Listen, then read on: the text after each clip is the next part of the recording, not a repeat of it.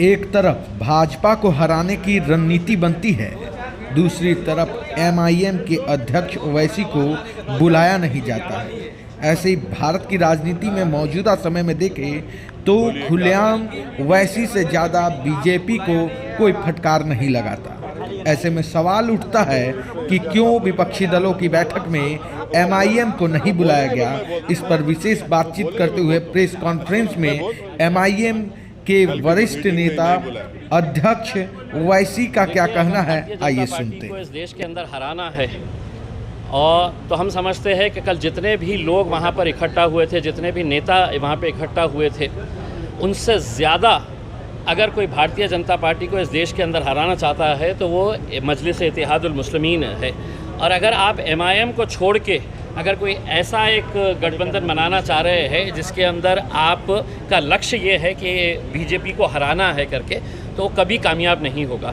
तो हम तो ये चाह रहे हैं कि भारतीय जनता पार्टी को हराने के लिए आप हमें क्यों नज़रअंदाज कर रहे हैं। अगर आप ये मानते हैं, आपको मालूम है अच्छी तरीके से कि एक बहुत बड़ा तबका जो है वो बैरिस्टर असदुद्दीन अवैसी साहब को मानने वाला है, कई राज्यों के अंदर मानने वाला है, तो आप इन्हें नज़रअंदाज करके कहीं ना कहीं आप अपने उस मकसद को कमज़ोर कर रहे हैं। आप बुलाइए हमें, हम आने के लिए तैयार है।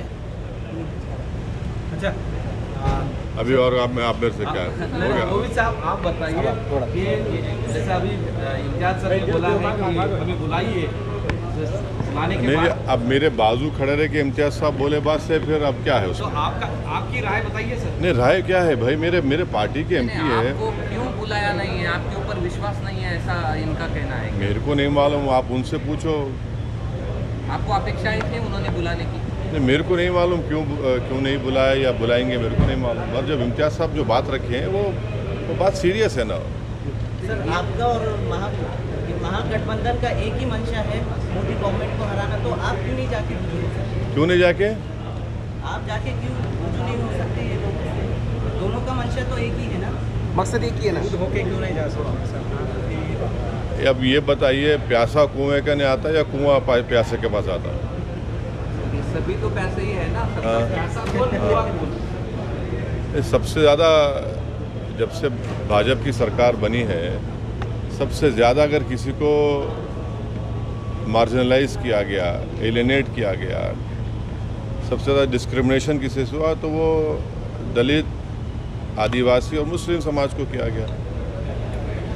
तो आप इसको भी तो देखो। आप आज सबसे ज़्यादा अगर मॉब लिंचिंग होती है, सबसे ज़्यादा अगर किसी के घर तोड़े जाते हैं, झूठे इल्ज़ामात में किसी को उठा दिया जाता है, तो कौन है ये लोग? ये इसी समाज के लोग हैं पूरे। तो इसमें अगर आपको बीजेपी को हराने का है तो आपको एक एजेंडा बनाना पड़ेगा। क्या है वो, कैसे आगे बढ़ेंगे आप? सवाल मेरा नहीं है ना, सवाल असदुद्दीन ओवैसी का नहीं है। सवाल ये है कि आप इन चीज़ों पर गौर करो। आप सर सब अपनी अपनी एमआईएम का यहाँ अच्छी तरह से एक खासदार और कुछ नगर सेवक भी है, दोनों का इकट्ठा 2 विधायक भी है। हाँ, तो 2 विधायक में हाँ। तो इकट्ठा अगर कुछ सोच है आपकी कि महाराष्ट्र में राजनीति का दोनों इकट्ठा एक साथ आकर कुछ नहीं, अभी तक तो ऐसा कोई बात नहीं हुई। सर, अमेरिका दौरे पर आपका क्या कहना है? हाँ, प्रधानमंत्री का अमेरिका जो दौरा है उस पर क्या कहना है? प्रधानमंत्री अमेरिका गए।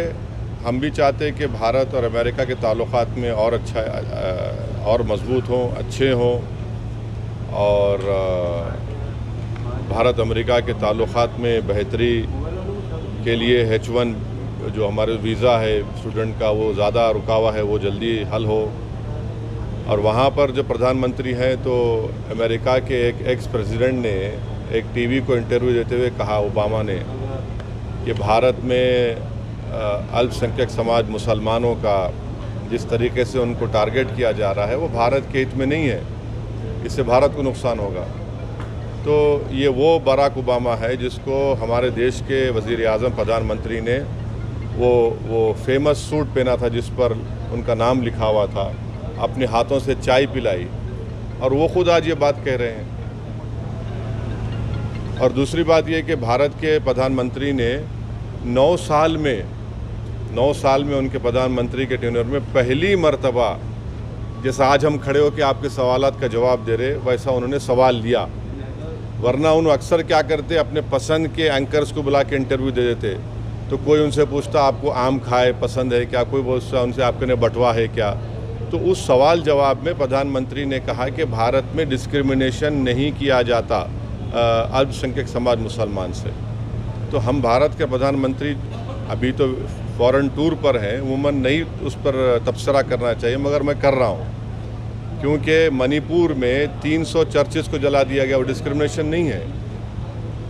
मणिपुर में पुलिस एकेडमी से 50,000 से ज़्यादा एमुनेशन गोलियां चोरी हो गई, 4,000 ज़्यादा हथियार लूट के लेकर चले गए। वो डिस्क्रिमिनेशन है क्या? डिस्क्रिमिनेशन नहीं है कि CAA का कानून मोदी सरकार ने बनाया सिर्फ रिलीजन की बुनियाद पर, डिस्क्रिमिनेशन की निशानी है। तीसरा डिस्क्रिमिनेशन की निशानी यह है कि आपने मौलाना आज़ाद फेलोशिप को बंद कर दिया। हमारे अल्पसंख्यक समाज के बच्चे अपना फेलोशिप कर पाएंगे ना PhD कर पाएंगे। आपने प्री मैट्रिक स्कॉलरशिप को रिस्ट्रिक्ट कर दिया और गौ रक्षक जिसको चाहे पकड़ते हैं, जिसको चाहे मार देते हैं। वो डिस्क्रिमिनेशन नहीं है क्या? ये डिस्क्रिमिनेशन है यहाँ पर।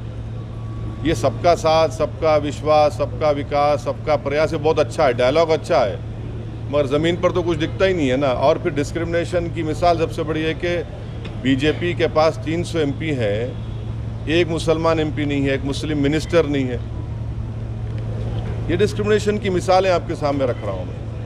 और हम उम्मीद करते हैं कि प्रधानमंत्री आप लोगों से तो खुल के बात करें ना। ऐसा एक ओपन प्रेस कॉन्फ्रेंस प्रधानमंत्री कर लें दिल्ली में, एक 50-60 जर्नलिस्ट को बुलाकर तुमको जो पूछना है पूछो प्यारे, दिल खोल के पूछो, मैं आज जवाब दूंगा। विदेश में जाकर देते, यहाँ देने, भारत में देने से उनको इतना क्यों पिछड़ जाते हो? जिस तरह